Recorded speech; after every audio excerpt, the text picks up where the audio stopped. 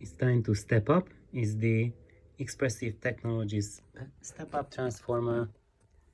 And just by the way, if you know Arthur Salvatore's website, this unit, well, not exactly the same unit, but the same step up transformer was Arthur Salvatore's reference unit for a long time. He thinks this is one of the best MC step-ups in the world.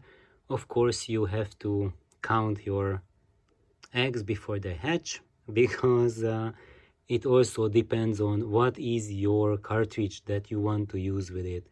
So for example, I have my bands and my Audio Technicas. They are 0.35 millivolt output cartridges, and for those this is a perfect unit. So if you have something like that, a cartridge with an output impedance around 10 ohms and around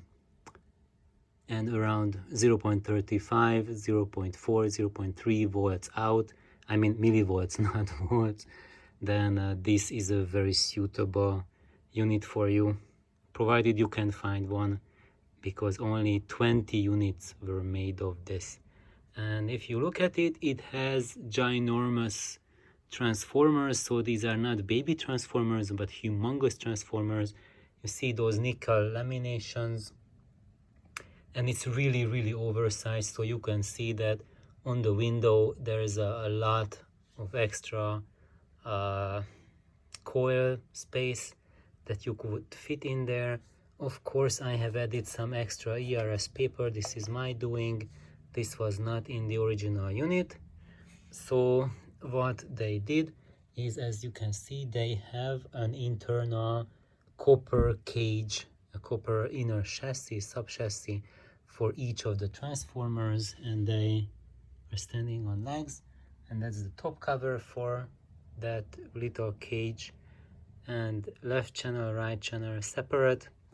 And these wires that come in the outside, I mean on top side, this is the input, and the output is also here, but it's coming from the bottom side of the coil. So it's on the other side, and it just winds up, and all of them end up here. So the top two are the input jacks and bottom two are the output jacks, and that's a common tab for a ground connection. And it's connected also to the chassis. There's an extra connection. This connects to the cover. Plus there's an additional cover, I mean additional tab that mounts to each of the copper sub-chassis. So all of these are grounded and going to that central ground connection there. So why am I making this video? Because I'm going to do a little bit of upgrading here. I'm going to change the internal wirings. So instead of these look something like a gauge 20 copper, and these are heavier gauge for the input to provide a low impedance connection, and the output wires are much skinnier, and both output ones are black insulation that you can see. It's black. And for this guy here, I have peeled back the outer heat shrink, and under the outer heat shrink there is a black inner insulation, a thick insulation material, and that helps with the dampening against the resonances, but I doubt a little bit that it's very useful. I mean the color of it, because when you have these black materials, the color black is caused by carbon deposits in the material, which cause noise. So you can get rid of the lowest level noise floor if you just don't use black for insulation material. And this is something that my mentor, that's Stu, figured out, and he figured it out using his ears, using his hearing, and he told Ray Kimber about it, and he also heard it, noticed it, but he couldn't measure it, not even with an oscilloscope. He had to buy a real-time analyzer, and with a real-time analyzer you can see that a non-black, such as like red, white, or other color insulations do not impact the sound like the black wire does. So that's why when you look at modern Kimber cables, you do not see black wires. And there's other companies who are following his example, and this is all because my mentor, so Stu, found this out and started making it into practice. So that's what I'm going to do. I'm actually changing these copper wires into silver. So I will be using a gauge 32 silver. This is the raw. I'm going to make a thicker bundles of the gauge 32, going to make twists out of it. I think I have to see what I will do, but for the input wire I will keep it heavier gauge.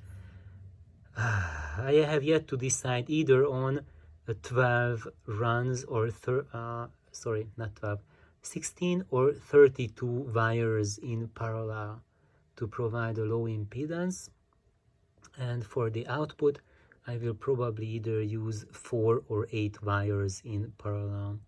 So that's it, that's the report. And I'm probably going to take out these ERS papers because they're not doing really too much, because the copper itself is absorbing, or should absorb, this thick copper should absorb all of the EMF or RFI. The only point where this is beneficial is where wires exit the cage. We could have some RFI or EMF attacking or leaching in from, seeping in from there. I think probably this is the only bit that's helping here at the moment, so I'm going to leave that in. And instead of these guys, what I will do, I will add wood here and to wedge with spruce shims between this copper chassis, the copper box, and the transformer material, and most likely also a piece of spruce in between here, so that to remove those metallic resonances, metallic vibrations that can be added to the coil. So the success of this step-up transformer comes from these components. One of them is to have an ultra-massive core, so which means that there's zero saturation at all. So you can compare this unit to others, and what people notice is that it's extremely dynamic. The other thing, you see, it's made with nickel lamination, so it means that it is sensitive to very low level signals.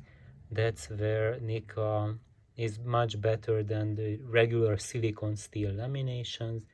And of course, for step up transformers for moving coils, you want something like that, like either nickel or permalloy or a nanocrystalline core to be able to retrieve the lowest level information.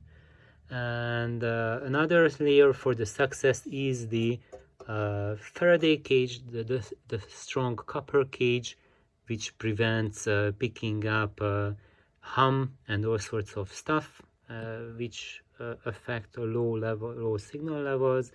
And then the cage, the chassis, is hyper massive, really heavy, so that prevents any vibrations to get to the coils, because it's so heavy it's not going to get excited easily. And you can replicate it for yourself at home. Just make a very solid, very heavy chassis for your step-up transformer. Resist the urge to put it into a tiny box.